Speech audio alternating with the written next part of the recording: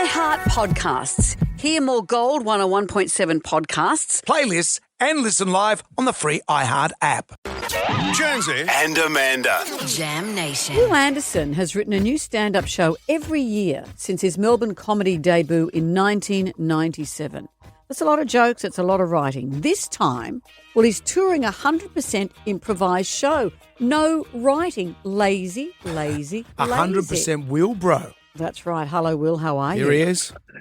You know what I enjoy about this, Amanda, is that a lot of people, when they think about what I'm doing this year, they've said, isn't this an amazing creative feat that you've done, 80 completely unique shows, different every night, like incredible creativity. But you have, as usual, seen to the absolute heart of it, which is for 29 years I ruined my summer by having to write a stand-up show. And for once I said, you know what, I'd rather just improvise on the spot rather than prepare anything. And that's the way to go. Sounds like everyone's terrifying nightmare to make it up every night. You're just going to sort of point at someone in the audience and say, look at your hair. I'll do an hour on that.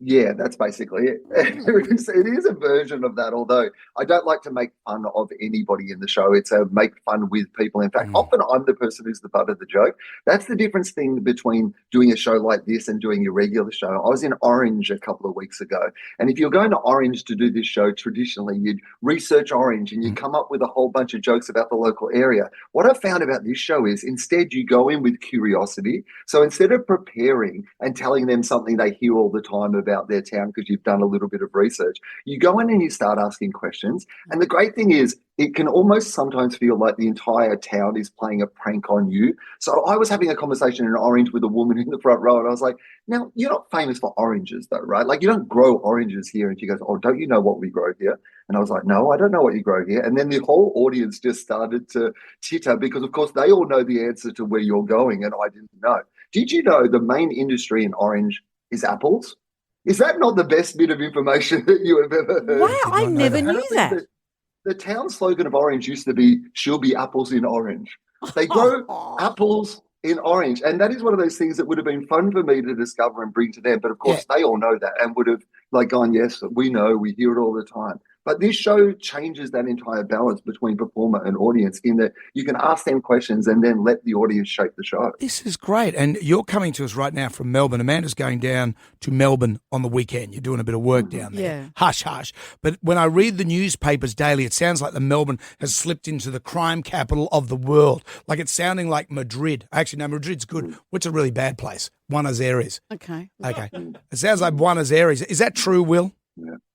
Yeah, I mean, it is true. I've just seen comedians out on the street robbing other comedians, stealing their jokes. Hughesy's going from town to town, like he's holding down a Tommy Little. I saw him the other day breaking into Hannah Gadsby's house, coming out with a new show called Nanette, which I don't think is something that Dave will be doing next year. So, yeah, I do think there is a lot of comedy crimes on the streets of Melbourne at the moment. How would Hughesy go? You get robbed by Hughesy. It'd be like... Yeah.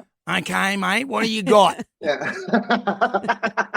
You think he's holding a chainsaw to your throat, what do you got? His voice. Yeah, but I've got this packet of snakes alive, but if you don't behave yourself, they'll be dead. Well, mate, we always like catching up with you, and I'm looking forward to this show because you can do anything. You can do anything you want. Anything you want. And I know your shows. I was going to say, I know your shows always have quirky titles. This one, Whatchu Talkin Bout Wil. I love it. Works out well.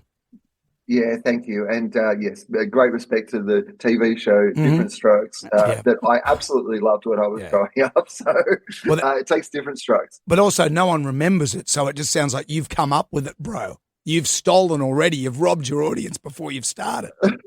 Oh, I mean, you are real. You said off air, if I stole from you, I'd be stealing something that was already stolen. So you can't say anything. Of course. Wil, I always like seeing you. For tickets and tour information, head to comedy.com.au. Wil Anderson, thank you. Thank you very much.